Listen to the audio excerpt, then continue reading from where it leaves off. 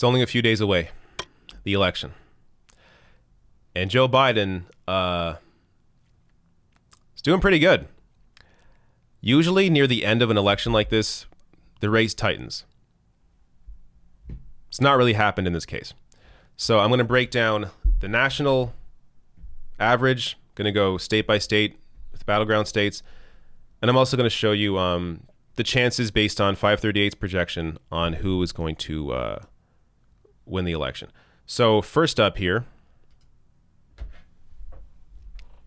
nationally. Who's ahead in national polls?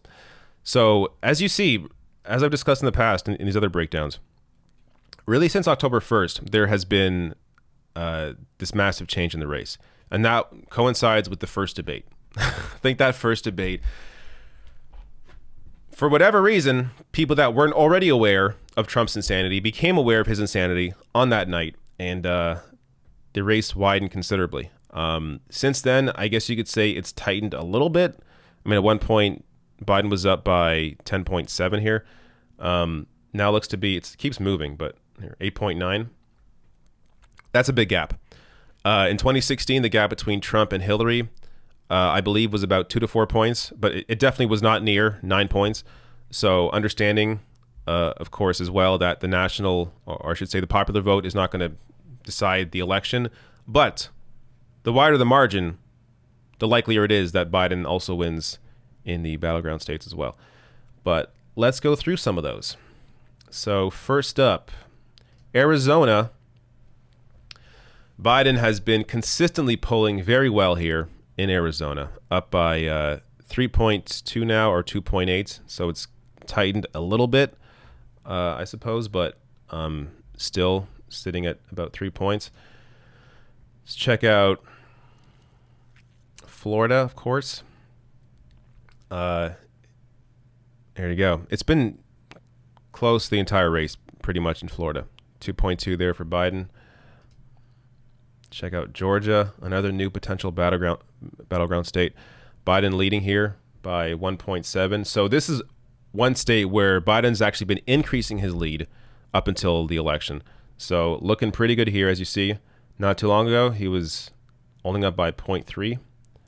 It's grown to 1.7. That would be an incredible pickup. Let's check out Iowa. This is a new one. I mean, look where it was. +6 for Trump. Now we're talking +1.6 for Biden. So again, this is one where Biden has grown his lead recently.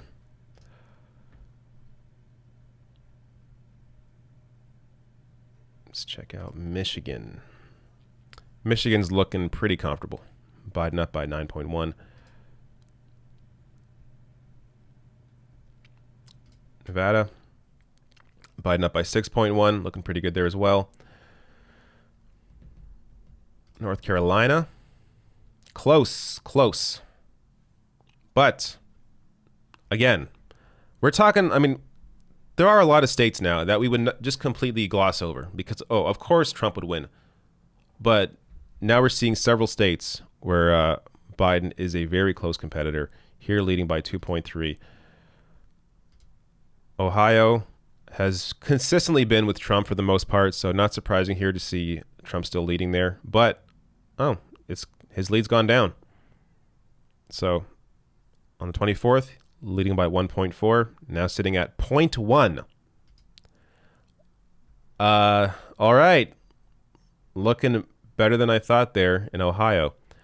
Pennsylvania, Biden leading by 5.2, looking good there. Let's zoom through some of these last ones just for kicks. Trump leading South Carolina by 7.8. Not really a competition there. Texas has been close. Trump leading right now by 1.2. And I just covered a story.